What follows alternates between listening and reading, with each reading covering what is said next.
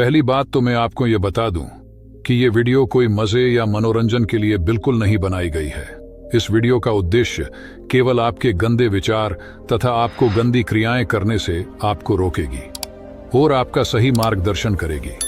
आजकल की दिनचर्या में इतना ज्यादा सेक्सुअल कंटेंट या अश्लीलता फैल रही है जिसकी कोई हद नहीं है। और एक विद्वान ने कहा था कि किसी देश को अगर बर्बाद करना है तो उस देश में अश्लीलता, कामुकता या नग्नता फैला दो। वो देश एकदम तो बर्बाद नहीं होगा, लेकिन वो धीरे धीरे अंदर ही अंदर खोखला और बर्बाद होता चला जाएगा। तो चलिए चलते हैं गौतम बुद्ध के उन उपदेश की तरफ जो हमें कामुकता तथा गंदी क्रियाएं नहीं करने में हमारी मदद करेगी। एक बार एक व्यक्ति एक बौद्ध भिक्षु से कहता है, मुनिवर, मैं किसी भी औरत के बारे में गंदे गंदे विचार सोचने की आदत से बहुत परेशान हूं। और आपसे तो क्या ही छुपाना गुरुदेव, मैं कभी कभी इन गंदे विचार से तंग होकर मैं कभी कभी वैश्याओं के पास भी चला जाता हूं। और तो और महात्मा, मुझे हस्त मैथुन की आदत ने भी जकड़ लिया है। मैं इन गंदी क्रियाओं को करके मुझे अपने आप पर बहुत ही ज्यादा घिन आती है और इन क्रियाओं को करके मुझे आत्महत्या करने का भी मन करता है। गुरुदेव, मैं क्या करूं, अब आप ही बताइए। और इन गंदे विचार से मुक्त होने के लिए कृपया आप कोई ना कोई समाधान बताएं। बौद्ध भिक्षु ने कहा, नहीं, तुम गंदे विचार सोचने की आदत से परेशान नहीं हो, बल्कि तुम इस बात से परेशान हो कि तुम्हारे मन में ना चाहते हुए भी वो सारे गंदे विचार चलते रहते हैं जिनके बारे में तुम सोचना नहीं चाहते।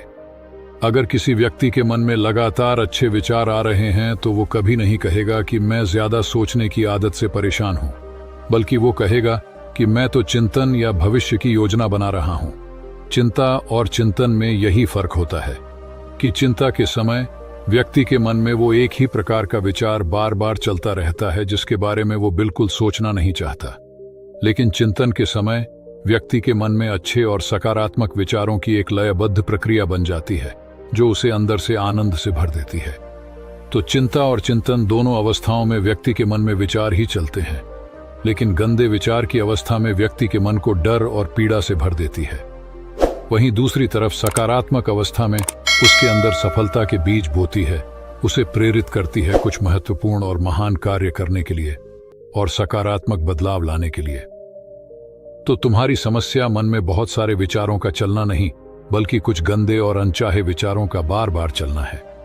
व्यक्ति ने कहा, मुनिवर, लेकिन यह कैसे पहचाना जाए कि कौन से विचार अच्छे हैं और कौन से विचार बुरे? भिक्षु ने कहा, बुरे विचार वो है जो हमें सुख और आनंद का अनुभव तो देते हैं, लेकिन उनका परिणाम हमेशा दुखदायी होता है। और अच्छे विचार वो है जो हमारे अंदर बदलाव लाएं, हमें प्रेरित करें अपनी परिस्थितियां बदलने के लिए और सफलता तथा लक्ष्य पाने के लिए। हालांकि शुरुआत में अच्छे विचारों पर काबू करना मुश्किल होता है, लेकिन उनका परिणाम हमेशा सुखद ही होता है। उदाहरण के लिए मन में एक विचार आ सकता है कि चोरी कर लेता हूं, जल्दी अमीर बन जाऊंगा। शुरुआत में तो ये विचार सुखद लग सकता है, लेकिन इस विचार के कार्य का परिणाम कितना बुरा हो सकता है ये हम सोच भी नहीं सकते। दूसरा विचार हो सकता है कि मैं खुद के शरीर को स्वस्थ और निरोगी रखने के लिए व्यायाम और प्राणायाम को अपने जीवन का हिस्सा बनाऊंगा। अब इस विचार को वास्तविक बनाने के लिए तुम्हें कर्म तो करना ही पड़ेगा, क्योंकि बिना कर्म किए अच्छा से अच्छा विचार भी किसी काम का नहीं होता है। अब समझने वाली बात यह है कि लगातार अपना कर्म करने से हमें सुख और आनंद मिले ना मिले, लेकिन कर्म न करने से होने वाली पीड़ा, पश्चाताप और दुख से हम नहीं बच सकते हैं। बौद्ध भिक्षु ने आगे कहा, आज मैं तुम्हें गौतम बुद्ध की शिक्षाओं और उनके जीवन से 5 ऐसी बातें बताने जा रहा हूं जिनका पालन करके तुम अपने गंदे विचारों को शुद्ध रख सकते हो, अपने मन को शांत और निर्मल रख सकते हो। भिक्षु ने कहना शुरू किया, पहली बात, अपने शरीर को हमेशा साफ सुथरा रखें। हमारे शरीर और मन के बीच एक गहरा संबंध होता है। हम अपने शरीर को जैसा रखेंगे, हमारे विचार भी वैसे ही होते चले जाएंगे। शरीर को साफ सुथरा रखना भी एक विशेष आदत है जो हमें सैकड़ों की भीड़ में भी दूसरों से अलग बनाता है। सिर के बाल से लेकर पैर के नाखून तक हमारा शरीर एकदम साफ रहना चाहिए।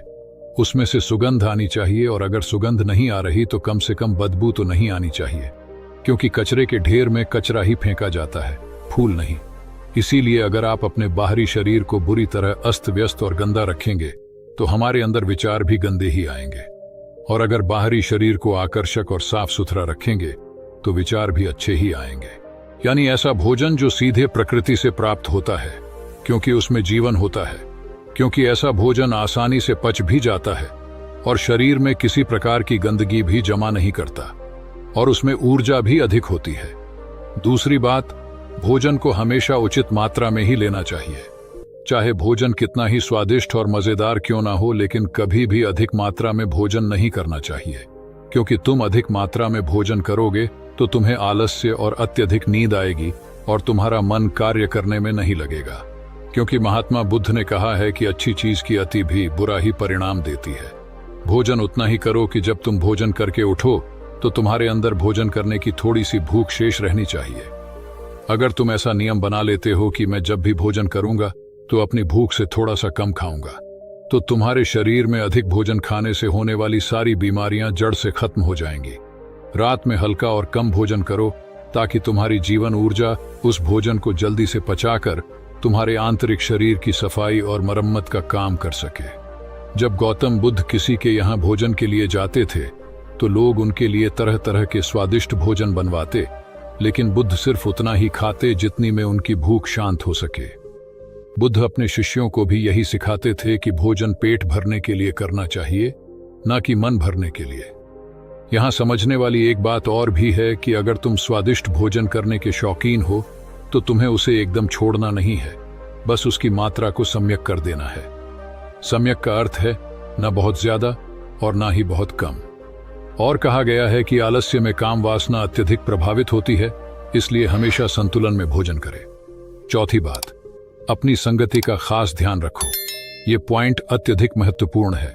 संगति का अर्थ केवल उन लोगों या दोस्तों भर से नहीं है जिनके साथ हम अपना ज्यादातर समय बिताते हैं, बल्कि यहाँ संगति का मतलब हर उस चीज से है जो हम अपने इंद्रियों के द्वारा ग्रहण करते हैं। जैसे कि हम किन लोगों के साथ रहते हैं, क्या देखते हैं, क्या सुनते हैं, कैसी बातें करते हैं, इत्यादि।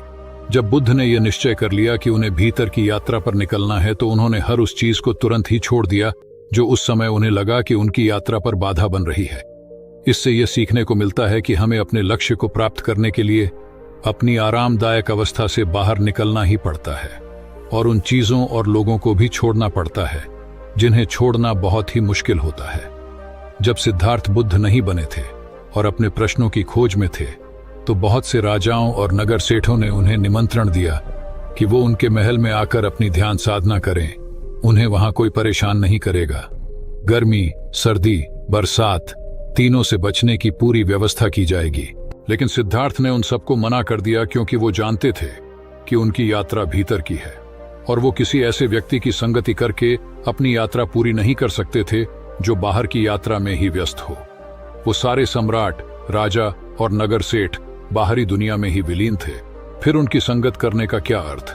इस घटना से सीखने वाली बात यह है कि हमें ऐसे इंसान की संगति नहीं करनी चाहिए जो हमारे लक्ष्य की प्राप्ति में बाधा बने, फिर चाहे वो व्यक्ति कितना ही शक्तिशाली, धनवान और बुद्धिमान ही क्यों ना हो। आगे चलकर सिद्धार्थ ने अपने गुरुओं को भी छोड़ा जब उन्हें यह लगने लगा कि उनकी संगति उनकी यात्रा में बाधा बन रही है। यहाँ एक और बात सीखने वाली यह है कि यह जरूरी नहीं कि कल जो संगति हमारे लिए अच्छी थी वो आज भी हमारे लिए अच्छी ही है। समय और लक्ष्य के अनुसार संगति को बदलना आवश्यक हो जाता है। अपने प्रश्नों के उत्तर खोजने की यात्रा के दौरान सिद्धार्थ का ज्यादातर समय केवल उन लोगों के साथ ही बीता जो उनकी इस यात्रा में उनके सहायक रहे। भिक्षु ने आगे कहा, पांचवी बात, जो भी सीखा है उसे अपने अभ्यास में लाओ। तुमने ध्यान साधना के बारे में सुन लिया, लेकिन अगर तुमने उसे अपने जीवन में उतारा नहीं, यानी ध्यान किया ही नहीं, तो फिर सुनने का क्या लाभ? अच्छा, देखने और सुनने के बाद भी लोगों की जिंदगी में बदलाव न आने का यही एकमात्र कारण है कि लोग अच्छा देखते और सुनते तो है, लेकिन वह उसे अपने जीवन में अनुसरण या अपनाते नहीं है और फिर शिकायत करते रहते हैं कि जिंदगी में बदलाव नहीं आ रहा। इसीलिए जो भी अच्छी संगति में सीखा है उसे अपनी जिंदगी में उतारो भी। गौतम बुद्ध की है सबसे बड़ी खासियत थी कि अपने ज्ञान की खोज के दौरान उनके गुरु उन्हें जो भी सिखाते वो तुरंत ही उस पर काम करना शुरू कर देते। वो कभी भी आज का काम कल पर नहीं टालते थे। इससे उन्हें तुरंत ही यह पता चल जाता कि कौन सी चीज काम की है और कौन सी नहीं। इसलिए जो भी अच्छा सीखा है उसे अपने दैनिक जीवन में लाओ।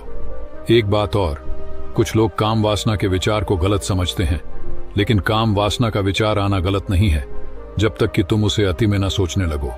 मन में काम वासना का विचार उठना उतना ही स्वाभाविक है जितना भूख लगने पर भोजन का विचार उठना। इसीलिए काम वासना के विचार को गलत मत समझो। इंसानी जीवन को आगे बढ़ाने के लिए इस विचार का उठना बेहद जरूरी है। सबसे पहले तो तुम ये निश्चित करो कि तुम एक काम वासना में विलीन होना है या इससे ऊपर उठना है। अगर विलीन होना है तो पूरे होश के साथ विलीन हो, इसे पूरा अनुभव करो। फिर इसके बारे में मन में किसी प्रकार की पश्चाताप का भाव मत रखना, क्योंकि यह कोई पाप नहीं है। और अगर तुम्हारा लक्ष्य इससे ऊपर उठना है तो फिर सीखो कि कैसे काम वासना से ऊपर उठा जा सकता है। एक सुगंध अंदर की भी होती है जो कि सकारात्मक विचार और शांत मन के होने से आती है। ये सुगंध हर उस व्यक्ति के शरीर से आती है जो अंदर से शांत हो चुका है। गौतम बुद्ध के शरीर से भी एक मनमोहक सुगंध आती थी जो हर उस व्यक्ति को मोहित कर लेती थी जो उनके संपर्क में आता था। बुद्ध के चेहरे की आभा भरी शांति और उनके शरीर की मनमोहक सुगंध से कोई भी व्यक्ति प्रभावित हुए बिना रह नहीं पाता था। दूसरी बात, अपने शरीर के अंदर की गंदगी को बाहर निकालो, यानी अपने शरीर को अंदर से साफ करो, और यह संभव है शारीरिक तप के माध्यम से। शारीरिक तप से मतलब है कि हर रोज व्यायाम करना और समय समय पर उपवास रखना। ये दोनों ही काम हमारे शरीर में जमा गंदगी और चर्बी को बाहर निकाल शरीर को भीतर से साफ कर देते हैं। और जब शरीर अंदर से साफ और स्वच्छ होगा तो मन में शरीर को लेकर उठने वाले नकारात्मक और गंदे विचार खत्म हो जाएंगे और उनकी जगह अच्छे व स्वस्थ विचार जन्म लेंगे। अब देखते हैं कि गौतम बुद्ध शरीर को स्वस्थ रखने के लिए शारीरिक व्यायाम कैसे करते थे। बुद्ध को बड़े बड़े नगर के सेठ और राजा महाराजा अपने यहाँ भोजन पर आमंत्रित करते थे और वो बुद्ध को महल तक लाने के लिए अच्छे से अच्छे रथ और घोड़ा गाड़ी भी भेजते थे। लेकिन बुद्ध कभी भी रथ या घोड़ा गाड़ी पर नहीं चढ़ते थे, वो हमेशा पैदल ही जाते थे, फिर चाहे यात्रा कितनी ही लंबी क्यों ना हो। बुद्ध कहा करते थे कि ये शरीर बना ही परिश्रम करने के लिए है। लोग परिश्रम ना करके अपने शरीर को कमजोर, असाध्य और रोगी बना रहे हैं। पैदल चलने से शरीर को कष्ट होता है और शरीर को जितना कष्ट होता है शरीर उतनी ही अच्छी अवस्था में रहता है। दोस्तों, एक्सपर्ट का मानना है कि फिट रहने के लिए रोज जिम में 1-2 घंटे मेहनत करके पसीना बहाना जरूरी नहीं है, बल्कि इसकी जगह अगर आप हर रोज सिर्फ 10,000 कदम चलते हैं तो यह आपके शरीर के लिए एक कंप्लीट एक्सरसाइज का काम करता है। रोजाना 10,000 कदम चलने से न केवल आपका वजन कम हो सकता है, बल्कि आप कई बीमारियों से छुटकारा पा सकते हैं। एक नॉर्मल इंसान जिसका अधिकतर समय ऑफिस में अपने कैबिन के कुर्सी पर गुजरता है, उसे एक दिन में 10,000 कदम चलना शायद उसके लिए नामुमकिन सी बात लगे, लेकिन वह सुबह उठ के दंड बैठक और पुशअप्स या योगा कर ही सकता है, जिससे वह हमेशा निरोगी और ऊर्जावान रहेगा, जिससे उसे कार्य करने में भी मन लगेगा। तीसरी बात, उचित और सम्यक आहार जैसा इंसान का आहार होता है वैसे ही उसके विचार हो जाते हैं।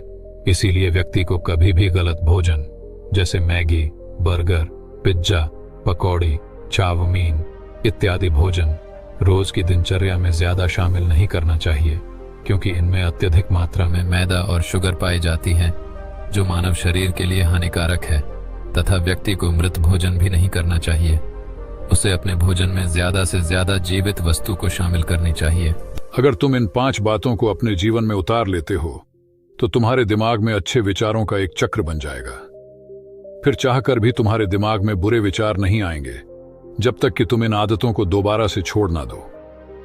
बौद्ध भिक्षु के मुंह से ये सारी बातें सुनकर उस व्यक्ति को अपने प्रश्नों का उत्तर मिल चुका था। उसने बौद्ध भिक्षु का धन्यवाद किया और वहां से चला गया। दोस्तों, मुझे पूरा भरोसा है कि आपको इस वीडियो से बहुत कुछ सीखने को मिला होगा। धन्यवाद।